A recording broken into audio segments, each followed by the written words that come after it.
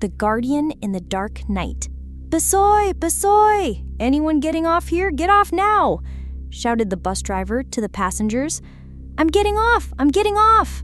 Mint called back, quickly gathering his belongings and slinging his large canvas backpack over his shoulder before stepping down from the old red diesel bus, its paint peeling and scratched all over. The vehicle slowly came to a stop. "Hey, you're not getting off here, are you? This is the middle of rice fields," Mint argued with the faint voice after the bus stopped in the middle of the highway surrounded by rice paddies. "Well, this is where you get off. I'm already doing you a favor by stopping here. In the old days, I used to pick up passengers at dusk right here. There was this old man who crawled on all fours onto the bus. Once he got on, his head rolled off toward those rice fields over there. I stepped on the gas immediately, but it was no use. That headless body kept chasing the bus on all fours." Mint got goosebumps, though he half believed, half doubted the story. How could such a ghostly tale be real? These father and son must be delusional. "By the way, what are you doing here? Aren't you scared?" "I'm here for work." "Oh, and are you getting off? It's getting dark." Yes, I'm getting off. But which way is the village entrance?"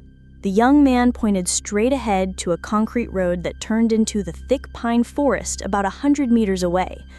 "Okay, thank you." Mint nodded before stepping down from the bus with his luggage. "Good luck! Don't forget to pay respects to the spirits," the driver called out before raising his hands in prayer toward the pine forest, covering the road to the village, then drove off, leaving only black smoke and dust swirling sadly in the wind. Mint walked straight toward the intersection ahead, step by step. The sky was now turning deep orange as the evening sun slowly set behind the mountains beyond the rice fields. Flocks of birds flying across the sky, gentle breezes. It was such a beautiful scene that a city person like him had to stop and stand still, gazing at it for a while. Then he continued walking leisurely, even though he knew almost nothing about this job. All he knew was from an old piece of paper sent by letter from Aunt Patra, his great-aunt, along with a request that was almost a command to help guard a museum that was a family heirloom. She had written in the letter, "Dear Mint, I'm terribly sorry to have to ask you for help like this, but I've suddenly fallen ill and need to stay in the hospital for several days. Since I have no children or grandchildren I can entrust with important matters, and my husband's relatives have all disappeared and can't be contacted, there's only you, my one nephew. I'd like to ask if you could help take care of my museum for 2-3 days. Don't worry about expenses, bedding, or mosquito nets. I've had the housekeeper prepare everything. The only concern is the nighttime when the housekeepers won't stay. Only my nephew can do this. Please help me. I've already returned and written down all the work procedures in the dark red notebook. I guarantee there won't be any problems if you follow those rules. P.S. I've left 300,000 baht with the housekeeper as payment. You can take it when the work is done." Of course, all the text in the letter wasn't much, but the 300,000 baht payment was what made Mint have to skip school to take this job. "Hey, young man, are you from Bangkok?" While walking leisurely, a strange man in his early 50s rode up on a motorcycle and stopped beside him, striking up a conversation with a smiling face. "Yes, sir." "Coming home to visit relatives? Why are you arriving so late? If you're from around here, you'd know that people don't come out in the evening or night." I need to go to my aunt's house." "What's your aunt's name? Everyone in this village knows each other. Tell me and I'll give you a ride. Walking like this when it's getting dark isn't good." "Thank you so much, sir. You're very kind. My aunt's name is Patra. Do you know her?" "Patra? No, I don't. What does she sell or do for work?" "I heard she runs a museum, so I came to help her guard it for 2-3 days." The stranger fell silent for a moment, his face paling slightly. "Kid, are you Lady Patra's nephew?" Mint nodded before the uncle fell silent again. "Ah, the lady isn't there now, as I thought. the uncle muttered to himself, before taking a deep breath, as if steeling himself, and speaking in a stern voice. "Get on the bike, I'll take you there." The uncle nodded with Mint's innocent smile before he jumped on the back of the stranger's bike, speeding toward the village immediately. The motorcycle drove straight along the road, rushing into the village with such agility that you could say they were in a hurry. The village entrance went through the middle of the pine forest for almost a kilometer before emerging from the woods to reveal a medium-sized village of about 40 to 50 houses scattered peacefully together. Mint sat watching the atmosphere around him, filled with villagers, helping each other gather belongings harmoniously, before becoming increasingly suspicious when he saw every house rushing to carry children and grandchildren into their homes in a panic. The sound of doors slamming shut echoed along both sides of the road, along with the motorcycle engine revving through the village like an action movie. "Uncle, why do you have to hurry so much?" "The sky is getting dark. The cause is that place you're going to." "What do you mean?" Before he could ask further, the uncle revved the motorcycle even faster, almost causing Mint to fall off. 5 minutes later, after leaving the village, passing through pine forests mixed with another grove of garden trees, a large bamboo house appeared. Its construction was in the ancient Thai style, like a nobleman's house from before the war. Although it looked old, it was well cleaned and maintained, still retaining its dignity, like a palace museum in the city. "Well, I can only take you this far, young man. You're on your own from here," the stranger said briefly, before quickly turning the motorcycle around and speeding back before Mint could even say thank you. He walked straight to the wooden fence gate that was closed and locked with heavy chains and padlocks, with 2-3 torn talismans attached to the gate lock, and a large bamboo sign with fading ink that read, "Bamboo House Museum." "All right, DJ Panda, I've arrived at the haunted house," Mint muttered to himself, jokingly referencing the ghost story radio show he liked to listen to, trying to comfort himself and not be afraid of the atmosphere around him. He still didn't know how he would get through this tightly locked gate. "Hello, I'm Mint. Aunt Patra sent me to help with work here. Is anyone there?" Mint shouted into the house. After that, the chain hanging on the gate mysteriously came loose, and the gate slowly opened. A cold voice drifted on the wind, telling him to walk inside. Mint entered the house compound before the fence gate closed behind him, and the house door opened mysteriously again. Mint stepped inside slowly. Even someone who didn't believe in mysterious things would feel haunted in such a strange atmosphere. "You've arrived," came the cold voice of an elderly woman from beside him, startling him greatly. "Sorry for startling you. I'm Marie, the housekeeper here. This is the key to the office. The mistress instructed that you should go rest inside first and absolutely not let anyone else in," she said, handing him an antique key. "Thank you very much, Aunt Marie." Mint took the key before Aunt Marie led him straight to a large wooden room on the right side of the front of the house. "This is the room. Please rest first. I'll bring food and drinks." "It's okay, Aunt. I didn't prepare anything. It's my job.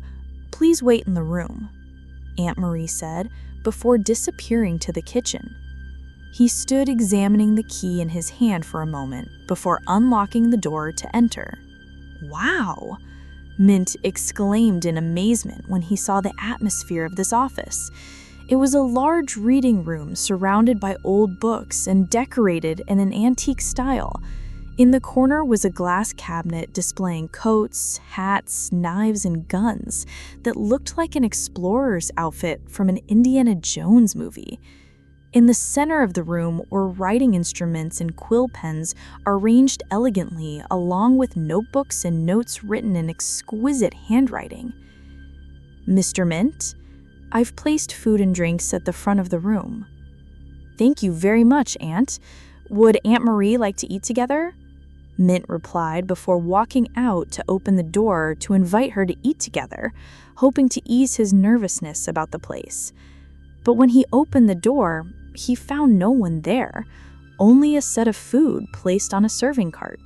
He wheeled the food cart into the room to eat alone, then sat down at the table and flipped through papers to read the message his aunt had left for him in the dark red notebook.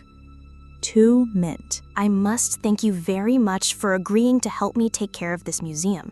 You might be surprised by the unfamiliar atmosphere and location, but don't worry. I've instructed everyone to take good care of you during the day. However, your remaining duty is to serve as the museum owner properly during the night hours. Only you or someone with family relations can do these duties.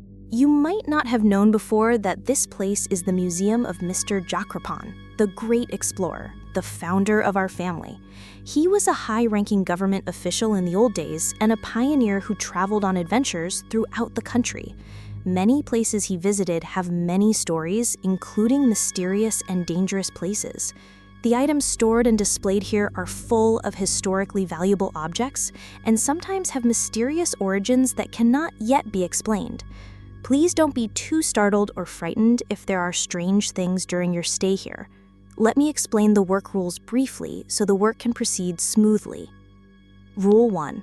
The main duty of the night caretaker here is to survey the order in the various museum rooms according to the list I've recorded on the last page.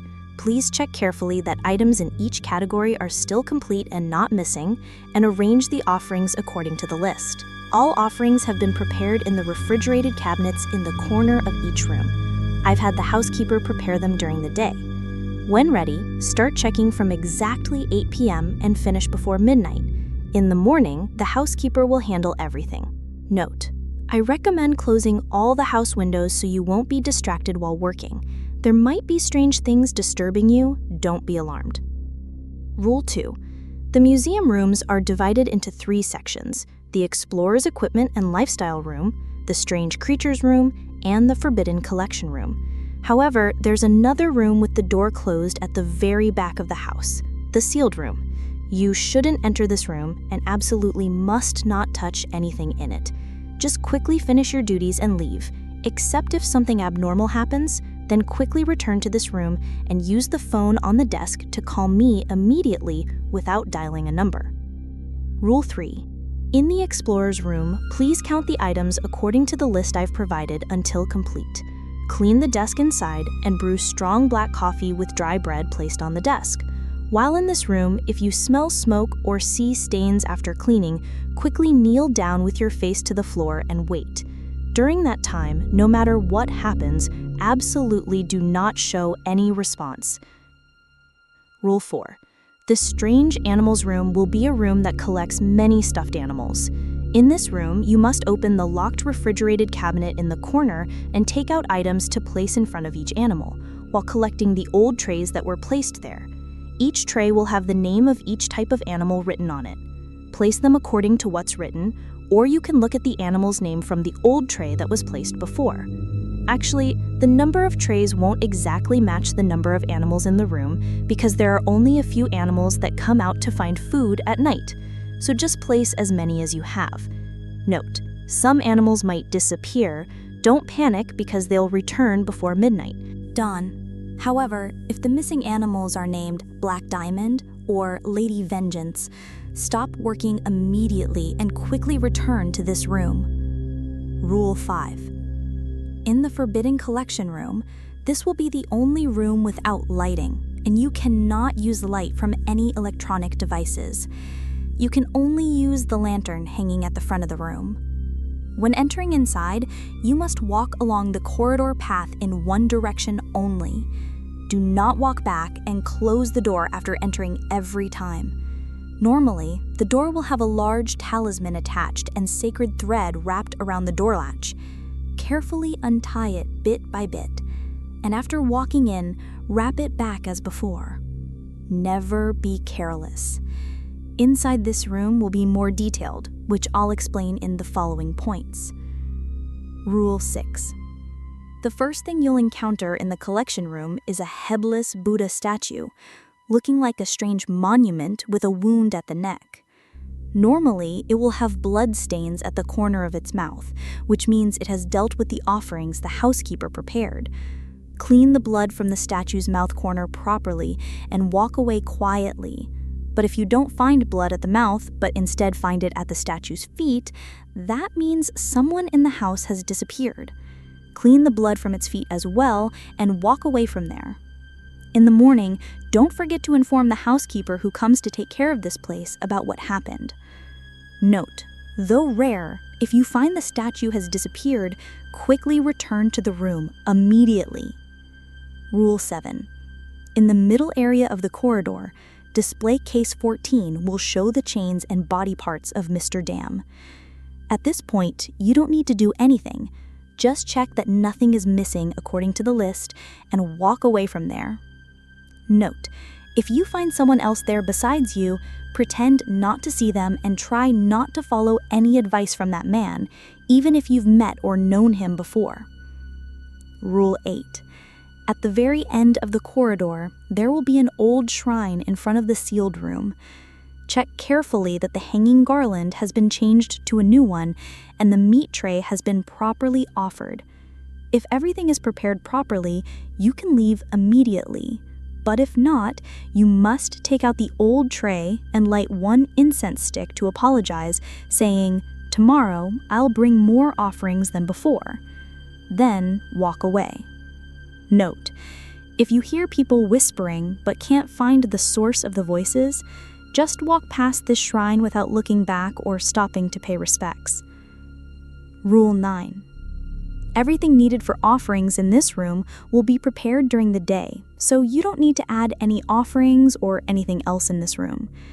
If you hear pleading voices from anything, don't respond and just walk past them. Rule 10. The display cabinets in this room will have many things that tempt viewers to become greedy, curious, and possibly lose self-control, especially in the black cabinet at the outermost area. While checking the inventory of these items, if you start feeling dizzy, like being drunk, immediately leave the room. Rule 11. Finish all business properly before midnight, which is when this museum opens for service. After midnight, please stay only inside the room. I hope you can stay comfortably tonight, and thank you again for your kindness. For a little more peace of mind, don't forget to pay respects to the house owner's picture before starting work. He will protect you well. With care, Aunt Patra. Mint read the message Aunt Patra left for him to the end and felt strangely chilled. What he had jokingly thought of as a haunted house now seemed to really be a haunted house, if everything in the message his aunt left was true. Mint startled with shock again when suddenly the clock chimed. He had been so absorbed in reading those messages that he didn't notice it was time to start working. Mint began to get up, stretching a little to wake himself up for work before biting a large piece of fried bread from the food tray as his last bite and walking straight to the house owner's picture to pay respects as his aunt had advised. 2 large picture frames hung elegantly in the room's wall. He raised his hands above his head respectfully before looking up to examine the faces of those in the pictures. The left picture showed a man in his 40s with a handsome, stern face, a curved mustache, and dignified bearing, wearing royal attire befitting a high-ranking man. There was handwriting in the corner of the picture reading Mr. Jakrapan, Explorer. On the right was a picture of a young woman with long hair and a kind demeanor. Her face was beautiful and refined, like a Thai movie actress from the old days. At this point, Mint got goosebumps again when he noticed the text in the corner of the picture, which simply read, Lady Marie Jakrapan. Mint left the office feeling nervous, trying to remember the face of Aunt Marie who had welcomed him earlier. It wasn't wrong. Though she looked older, her face still retained the beauty from the picture. This made him more convinced that the various messages his aunt left might be true. Well, 300,000. $300,000 to chase ghosts with DJ Panda. I've never gotten this much money. Mint shook his head to chase away his fear before starting to walk into the museum's first room. Mint stepped into the Explorer's Room, the first room of this museum. This room displayed various equipment used in Mr. Jakrapan's explorations, including jungle knives, survival equipment, ropes, shoes, travel bags, and weapons, including pistols and rifles. Winchester 1886, the same brand as in cowboy movies. Mintz muttered while looking at the classic long-barreled rifle and walking around the room, alternating with checking the item list his aunt had written. Rifles 2, shotguns 2, climbing gear. He systematically checked according to the list before his eyes stopped at the desk at the far end of the room. He noticed faint coffee ring stains on the desk's surface, as if someone had just been sitting and drinking coffee there not long ago. Mint picked up a damp cloth and carefully wiped it clean. "Hey!" Just then, Mint was startled again when he felt someone's hand stroke his head moments earlier. He tried to look around the room to find a source, but found no one inside. I'm here peacefully. Please don't tease me. I'll make coffee for you." Mint said alone with a trembling voice from fear, before slowly walking to make coffee in the corner of the room quietly, then carefully placing it on the desk. He raised his hands in prayer again. May I continue working?" Then he left this room, walking straight along the corridor to continue to room 2, with a shadowy figure watching him silently from behind. Mint entered room 2 with a racing heart. The atmosphere in this room was completely different from the first room, as if this place was a strange animal museum or dinosaur room he had visited as a child. He was fascinated by each type of stuffed animal hanging around the room. The large room was arranged like a simulated forest, mixed with simulated cages containing full-body stuffed animals arranged interestingly. Even more interesting were the details written as descriptions, as if he were reading a fantasy novel. Night butterfly wings, butterflies that suck human blood from Chellerm-Paquette Forest Park, Cock Subdivision, defeated in 1987. Zombie Town wild boar hair, hard, powerful hair from wild boars with supernatural powers from Dong Dang Forest, Tackside, 1982. Lady Vengeance, a monkey ghost born from the vengeance of a tortured woman in Mangostone Garden, Bangpakong Subdivision, defeated in 1992. Mint spent quite a long time in this room because there were many more fascinating things, including black tiger fangs, buffalo hide, jungle fowl, deer antlers, and skeletons of various animals. The clock chimed 9 p.m. Mint immediately came to his senses and realized he needed to continue his duties. "I remember now." He quickly walked to get the trays from the refrigerated cabinet in the corner of the room. He found 4 trays with clear labels. He carefully carried trays of fresh food to place in front of the simulated animals according to their names: Lady Vengeance, Large Green Forest Snake, Sweet Eye, Deep Forest, and Black Diamond. "Wait a minute," Mint exclaimed while placing a tray of fresh meat in front of Black Diamond's cage, because he just noticed that inside the cage was empty. It was just an empty cage. Suddenly, he began to feel a cold flash on his back. The light that had been shining now gradually dimmed for unknown reasons, and amid the freezing atmosphere, a strong, foul stench began to spread around him. In the corridor area in front of the room, Mint heard rhythmic walking sounds getting closer and closer. He slowly backed against the wall on the other side, eyes fixed on the room's entrance with anxiety, until it stopped at the door.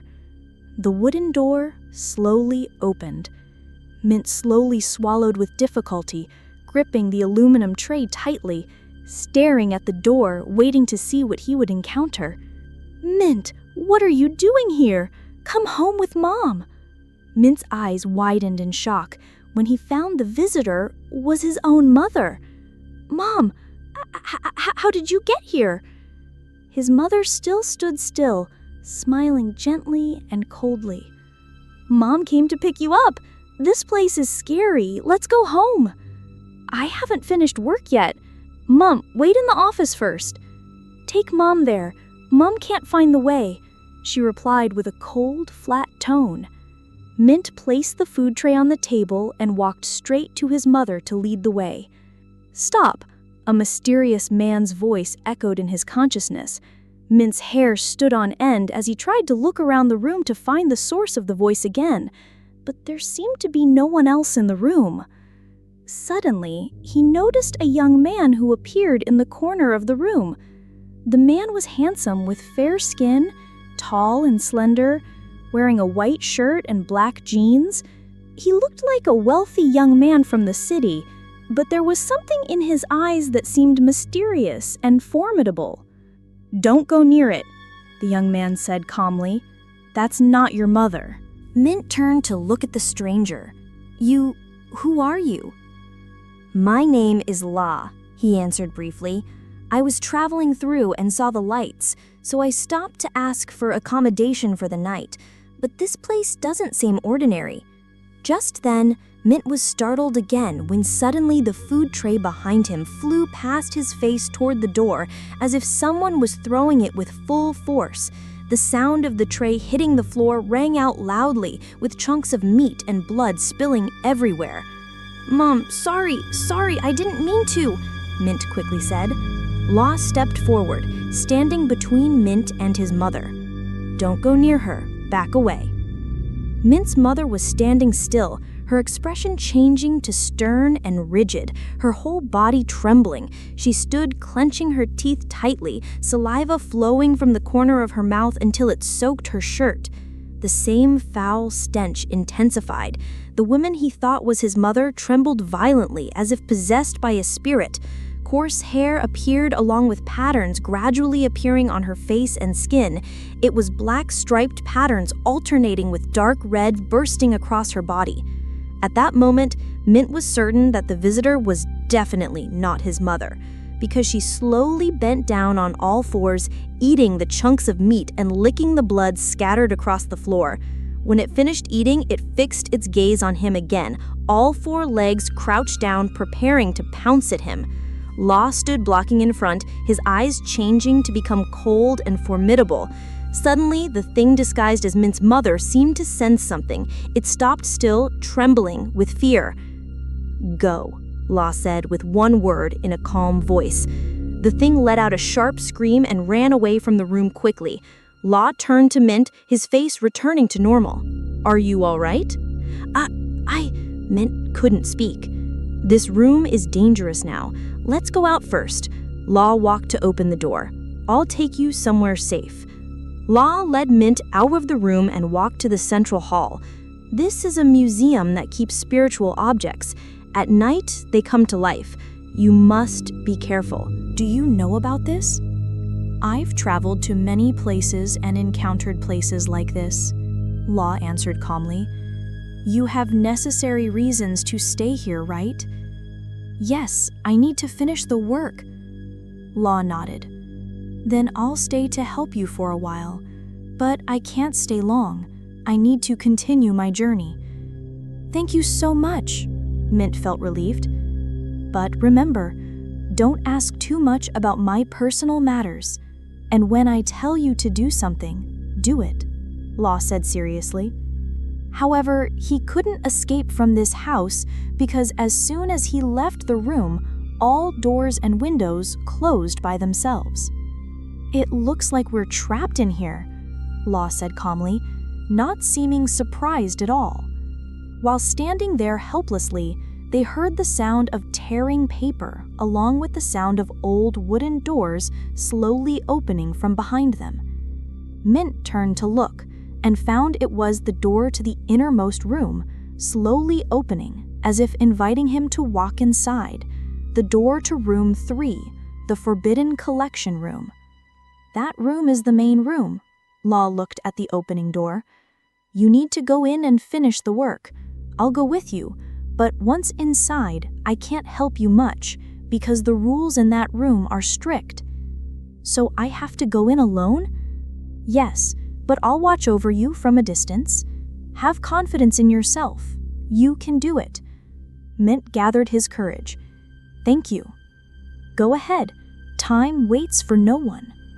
Law pointed to the last room. Mint stood staring into the darkness, waiting inside the door. Strange wind sounds, mixed with soft whispers of many people, drifted from the dark atmosphere inside the room. He took 2-3 deep breaths to steel himself before reaching out to take the hanging lantern and light it. The resulting light illuminated about 3 to 4 meters around him. Mint gathered his final courage, gripping the lantern, his only light source now, tightly, grabbing a cleaning cloth nearby to tie around his wrist, and slowly stepping inside. Law followed at a not-too-distant range, but kept himself in the shadows. Walking inside carefully, the interior atmosphere was a small corridor made like a tunnel, a maze in a science museum. But really, at this time, it looked more like a haunted house corridor. The sound of the door closing came from behind him immediately when his feet began to step into the room. His heart pounded as he tried to control himself to walk straight ahead. He brought himself to stop at the first part of the path, the location of a life-sized stone Buddha statue in a contemplative pose. Although the statue's face showed a cold, eerie smile, its mouth was stained with blood dripping down to the chin. Mint bent down to place the lantern on the floor before untying the cloth wrapped around his wrist, carefully wiping the blood stains from the mouth as much as possible. Just then, some strange sound occurred. Mint startled immediately while trying to look for any damage he might have accidentally caused during cleaning, but found no traces. "What the hell broke?" Mint muttered softly while bending down to pick up the lantern to provide clearer illumination. At that moment, he found his answer. The statue's eyes that had been closed were now wide open, staring at him eerily, with a smile torn wider than when he first saw it. Wasn't it closed when I first met it? Or am I seeing things?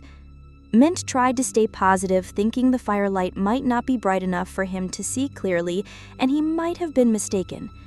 He steadied himself again, took deep breaths to gather courage, and tried to walk away slowly, not knowing that Law was quietly following him at a not-too-distant range. He continued walking deeper into the corridor, passing many forbidden collection display cases set up throughout the corridor. Many collections were displayed interestingly. Spell Medicine Manual, spell records using sacred and cursed ingredients found in Nan, Wiang-Sa Subdistrict, 1997. Beauty Mirror, mirror of a young woman with dark charm magic from Bang Kroi Subdistrict, 1992. Cursed Camera, supernatural camera that recorded final images before the photographed person was taken by spirits, seized from a photographer in Charon Suk Subdistrict, 2002. Mint walked past these collections with mixed feelings of fear, excitement, and amazement at the strange stories told through objects. There were many things he had heard of but never seen in person. Sacred wood, acid fruits, power needles, buffalo horns, skeletons of various animals, and things he had never heard of before, like charm coins, child hiding cloth, dancing pot, and dozens of other items. He constantly thought this museum would be extremely interesting if visited during the day, not at night like this. But regardless of what the objects were, what gave him the most goosebumps was the next display point. It was a large alcove hanging torture devices, including chains, hanging ropes, and nail drivers.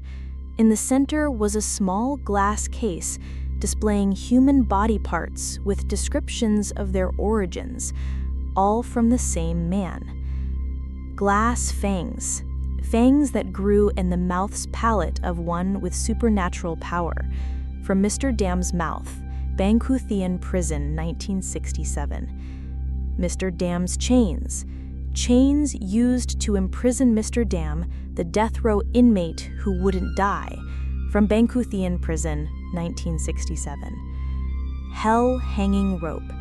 Rope used to execute Mr. Dam, who survived execution for 7 days until dying of starvation. From Bangkuthian Prison, 1967. Human skin yantra. Supernatural yantra carved on Mr. Dam's body, who practiced dark magic, making him immune to weapon cuts, but unable to resurrect.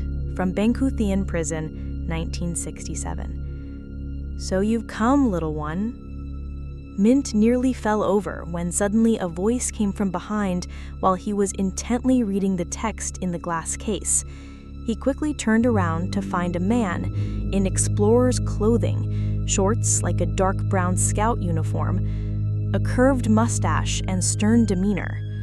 Mint was immediately certain that face was the same as the one in the picture frame he had just prayed to before starting work. He knelt down and raised his hands in prayer. "Hello, sir. I'm new here for work. Sorry to disturb you." The man smiled kindly in response before walking to Mr. Dam's cabinet and starting to fiddle around. "Don't worry about anything. Stand up." Mint slowly helped himself up, still wary and uncertain about the visitor's intentions. "How is this place? Do you like it?" Very fascinating." Fascinating? Not yet. The truly fascinating part is like this. The visitor finished speaking, and suddenly loud crackling sounds erupted around them, followed by images he would remember for life. The corridor he had just walked through showed the original stone statue now walking closer and closer to him with a horrifying smile, along with a large black tiger with silver patch patterns and clear skull markings on its back. At the same time, the old shrine in front of the sealed room toppled over, revealing black hands reaching out from inside and crawling straight toward him. How about it? More fascinating than before? The man, who seemed to be the house owner, said with a strange smile. Mint slowly collapsed again, hands clasped about his head as if pleading for his life. His mouth couldn't speak a single word. "Scared? I'll let you go nicely. So clasp your hands and chant 3 times, Amakadatta." The stranger led a strange chant. Mint tried to spell those words slowly, with the gazes and smiles of surrounding things encouraging him in the darkness. Suddenly, he felt cold breath behind his neck and a soft whisper. "Don't follow. Stand up. Walk away quietly." Mint turned and saw Law standing behind him, Law's eyes glowing strangely in the darkness, but he felt reassured. "Stop right there." Suddenly, before he could finish the second round of chanting, someone's voice echoed throughout the house area, with a door slowly being opened. It was the door to the sealed room not far from him. Weak lantern light shone from inside the room, revealing a man sitting on a large carved wooden chair, mouth opening and closing, holding a walking stick against the floor, with a strong body wearing explorer's clothing, stern eyes with a beautifully curved mustache. At first glance, he seemed to be the same person as the man who had just spoken with him, but in terms of feeling, this man seemed many times more formidable. Law stepped forward, standing between Mint and the fake man, his eyes briefly turned deep red. "That's enough," Law said calmly, but with underlying power. The man who had tried to deceive Mint looked shocked, his face pale. Who are you?" "Not important. What's important is that you must stop."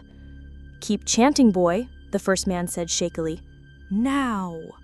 The roaring voice from the inside room echoed, along with slamming his walking stick on the floor until the whole house shook. Law stood still, not moving an inch. Suddenly, the atmosphere around them changed. The wind stopped blowing, various sounds quieted, as if everything was waiting for his decision. "Who are you? How dare you interfere with my affairs?" the voice from the sealed room demanded. Law turned toward the sealed room. I didn't come to interfere, but I won't allow the innocent to be deceived. You have no right. I have the right, Law replied calmly, then turned to Mint. You can walk out now. Quietly, don't look back. Mint nodded, stood up slowly, and followed Law's instructions. He felt safe when near Law, as if there was an invisible protective barrier. The wind that had been blowing couldn't touch him. The things that had once surrounded him seemed afraid to approach. The fake house owner standing beside him, whose original face had been slowly twisting and changing, stopped still when he saw Law, then slowly backed away. Lucky you, little one, the fake man said softly, before disappearing into the darkness. Mint walked out of the corridor feeling safe, even though he didn't understand what had happened. Mr. Law, thank you so much. Mint turned to thank him, but when he turned around, Law was gone.